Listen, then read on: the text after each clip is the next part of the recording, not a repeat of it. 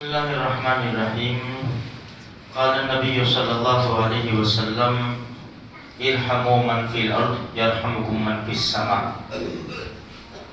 اللہ کے رسول صلی اللہ علیہ وسلم ارشاد فرماتے ہیں تم زمین والوں پر رحم کرو، آسمان والا تم پر رحم کرے گا۔ اللہ کا ذاتی نام اللہ ہے، اس کے صفاتی نام بہت سارے ہیں، الرحمن، رحیم، ملک، قدوس، سلام، مومن۔ اس میں سے رحمان یعنی بڑا مہربان، بڑا مہربان۔ ویسے بھی ہم کو سمجھ میں آتا ہے کتنے گناہ ہم کرتے، روزی روکتا نہیں ہے، دیتا ہے، نیند نہیں اڑا دیتا، کانوں میں ڈنڈے لگا کے گانے سنتے، کانوں میں بیراس پیدا نہیں کر دیتا، آنکھوں کو اندھا نہیں کر دیتا۔ انسان حرام کھاتا ہے نا، پھر بھی ہضم ہوتا ہے اس کو۔ وہ قادر مطلق ذات ہے، سب بلاک کر دے کہ میں نے حلال دیا پھر حرام کیوں کھاتا ہے؟ قادر اللہ نے بھائی، اس کو کون پوچھنے والا ہے؟ لیکن بڑا مہربان ہے، کل آئے گا، کل آئے گا، کل آئے گا، کل معافی مانگے گا، کل معافی مانگے گا۔ اللہ انتظار میں ہے بھائیو، تو بڑا مہربان ہے۔ تو یہ جو صفت ہے نا ہمارے اندر بھی پیدا ہونی چاہیے، رحم کی صفت۔ مخلوق کے اوپر رحم کرنا سیکھو۔ مخلوق، اس میں اشرف المخلوقات انسان ہیں۔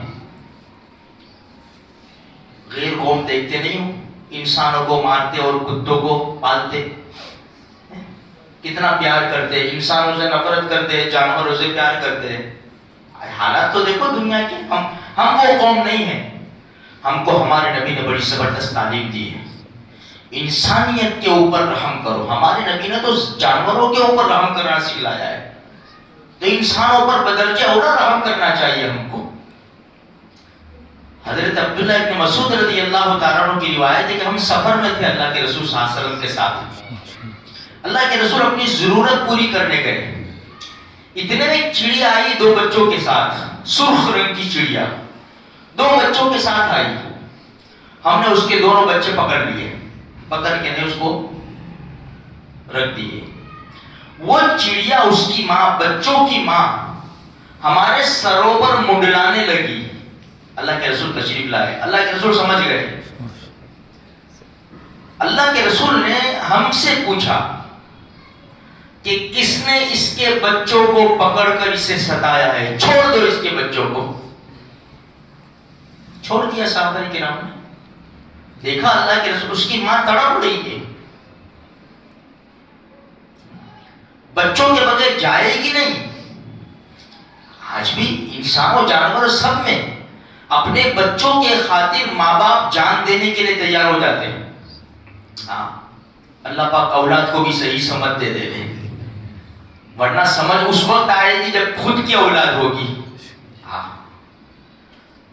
پھر اسی حدیث میں ہے کہ اللہ کے رسول صلی اللہ علیہ وسلم نے چونٹیوں کے بل کو دیکھا جو جلا ہوا تھا، جو سوراخ میں سے چونٹیاں نکلتی ہیں۔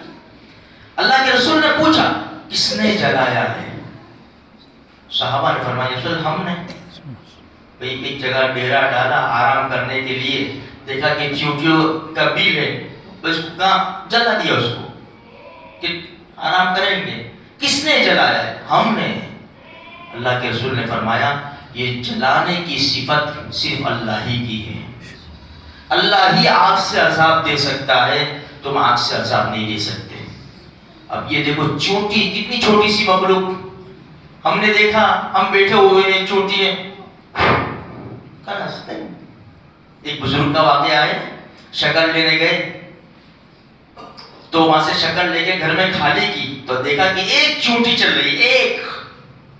اِنَّا لِلَّهِ، بیچاری اپنے خاندان سے، اپنی برادری سے دور ہو گئی ہوگی، تو تھوڑی سی شکر میں چونٹی رکھی اور جس دکان سے شکر خریدی تھی نا وہاں لے جا کر چھوڑ دی تاکہ اس کی برادری میں مل جائے۔